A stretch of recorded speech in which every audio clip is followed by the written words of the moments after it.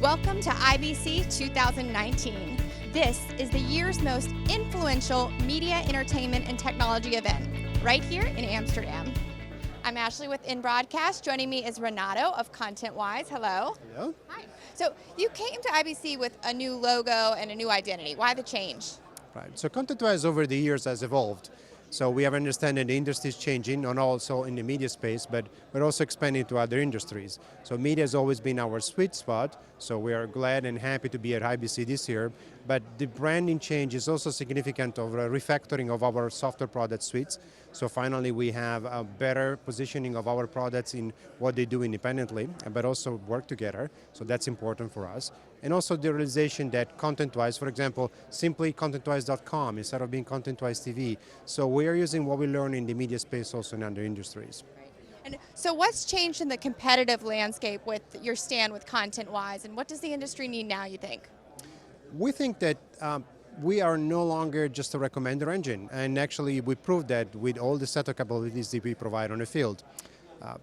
People are nowadays familiar with recommendation technologies. That's pretty much a commodity today. People are familiar with the UIs, so you can actually build a user experience, which is nice. People have a CSM in place so that they can actually manage. So what we believe is the need of considering at the same time the user, what the user likes, what the user doesn't like, the user preferences, the content, all the metadata related to what entitles to the description, the features, the content, the nature of the content itself. Media in particular, your product is the content you deliver to users. So you need to have a very granular understanding of that. Together with the context, what's happening in that moment to that user, what events are driving what the user is doing, what is the information that you need to gather in the same moment, what is the device, the time, the location, the preference of the mood of that session. All of this information needs to be gathered together. So recommender-oriented technologies by itself doesn't make it anymore. It's not enough. So you need to move the level of personalization higher so that you no longer have a static UI with a carousel of recommended for you. That's very common nowadays because it's become a commodity. People are familiar with it. Everyone pretty much knows how to do it.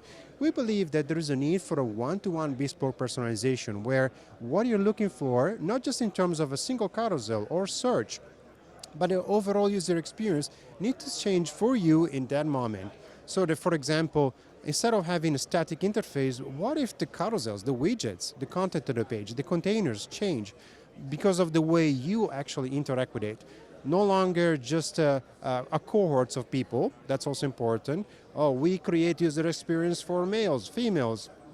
Still, that doesn't make it. You have to have one-to-one conversation. So, no, actually, you get your interface.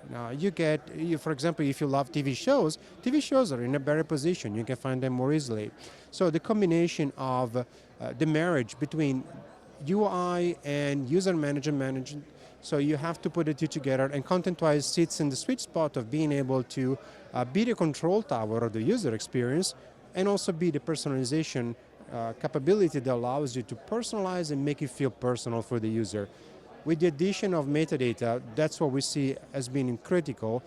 Good metadata is critical for the industry, and the quality of it is not sufficient yet. So we believe that also gives us an advantage from that perspective. So what are the technologies you're investing in?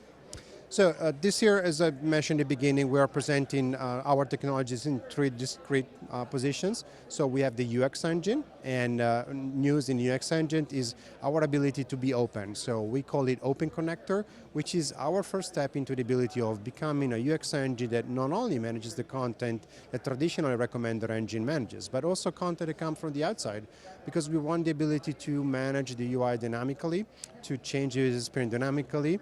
We need to be able to get content from anywhere, not just the content that is usually considered within the UI itself. So that's for the UX engine. Metadata Foundry, we have been investing a lot in creating Metadata Foundry and creating a new version. We used to have a prototype in the past. Now we completely rewrote it from scratch to be a modern-based architecture, microservices-based graph engine. So for the ability to take data from anywhere, multiple data sources, put it together, understand that an object coming from catalog A is the same object of catalog B through machine learning, and also delivering that information to all of the other services in the environment that need that data.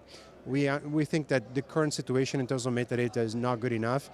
I hear all the time from prospect customers that their metadata situation is terrible. So we think that the Metadata Foundry specifically addresses the needs for a modern metadata environment where you need to have data available right away. The last piece of the component is what we call the analytics section, which is a companion product to UX Engine. There's nothing like creating a recipe for personalization, putting it out there, and oh, is it working, is it not? So you need the analytics piece to tie back things together and understand what is actually working, what is not working. We get asked all the time, oh, what is your uplift with personalization? What is your churn reduction? What is the time to content? It's not so much about the absolute numbers. I hate to give percentages in uplift. And the reason for that is that it really depends on your content, your users, the way you present it. So the best thing you can do is monitor and try to improve.